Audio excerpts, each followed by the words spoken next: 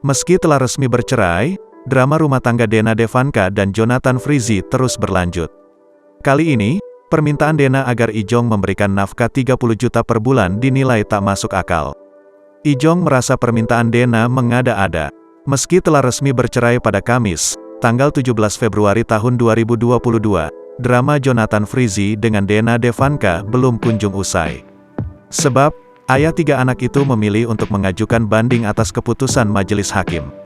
Pria yang akrab disapa Ijong ini menilai, ada ketidakadilan di putusan perceraian tersebut.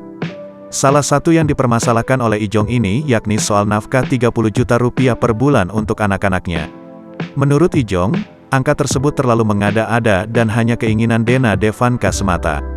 Ia pun mengatakan bahwa untuk biaya ketiga anak-anaknya mulai dari uang sekolah hingga lainnya, tidak sampai 30 juta rupiah per bulan. Dilansir dari tayangan Silet, Selasa, tanggal 8 Maret tahun 2022, Ijong bersama kuasa hukumnya kembali datang ke Pengadilan Agama, Senin, tanggal 7 Maret tahun 2022, untuk menanyakan kepastian batas banding.